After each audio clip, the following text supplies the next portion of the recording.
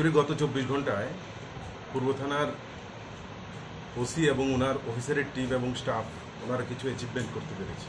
তার মধ্যে যেমন এনডিপিএসের ক্ষেত্রে একটা সাফল্য পাওয়া গেছে। পাশাপাশি আগে যেগুলি কেসগুলিতে আপনারা জানেন বিভিন্ন বাইক রিকভারি, টমটম রিকভারি হয়েছে, ওই কেসগুলিতে আসামিদেরকে রিমান্ডে আনা হয়েছিল, ওদেরকে জিজ্ঞাসাবাদের ফলে আরও কিছু তথ্য বেরিয়ে এসছে, সেগুলির ক্ষেত্রেও অ্যারেস্ট করা এবং কিছু রিকভারি এগুলি সম্ভব হয়েছে।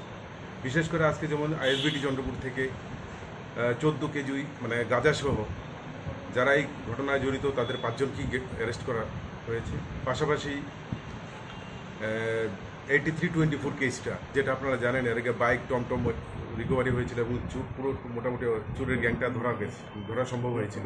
ওদের জিজ্ঞাসাবাদের পরে আরও 2টো নাম বেরিয়ে এসেছিল, একটা রাহুল ঋষি দাস এবং আরেকটা খোকন জুমন মিয়া। এদের 2 জনকে অ্যারেস্ট করা সম্ভব হয়েছে এবং আরেকটি টমটম উদ্ধার করা গেছে।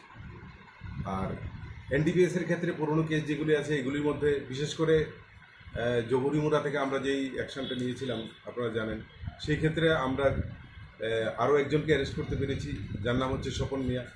সে ওই কেসে আমাদের কাছে ওয়ান্টেড ছিল এবং ওকে অ্যারেস্ট করা হয়েছে। তো টোটাল 8 জনকে অ্যারেস্ট করা হয়েছে বিভিন্ন অপরাধজনিত অপরাধগুলি যেগুলি আছে সেগুলিতে। তো আমাদের দৃঢ় বিশ্বাস এদেরকে জিজ্ঞাসাবাদ করে আমরা আগামী দিনে আরও কিছু সাকসেস আনতে পারবো। গাজার সাথে কতজন? 5 জন অ্যারেস্ট করে, ওরা সবাই বিহারের। টোটাল ভ্যালু কত?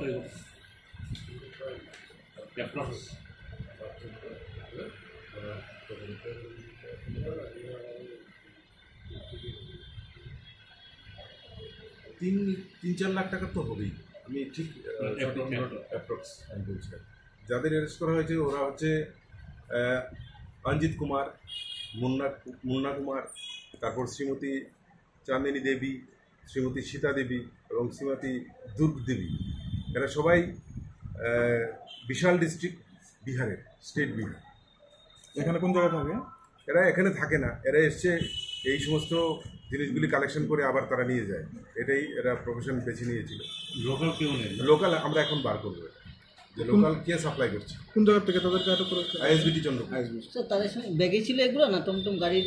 না, তারা নিজের শরীরের মধ্যে এগুলি ঢুকিয়ে রেখেছে ঘরের ভিতরে, বাইরে থেকে বোঝা যায়। চুর কতজনকে আটক করেছে? চোর টোটাল 3 জন, চোর হলো 2 জন, 2 জনকে আটক করা হয়েছে। একটা রাহুল ঋষি দাস, তার বাড়ি হচ্ছে আড়ালিয়া ঋষিপাড়া, আরেকটা হচ্ছে জুমন মিয়া, তার বাড়ি হচ্ছে কবরখোলা ভুজংনগর। আর ড্রাগের ক্ষেত্রে যাকে অ্যারেস্ট করা হচ্ছে স্বপন মিয়া, ওর বাড়ি জগরিমুড়া। এই টোটাল 8 জন।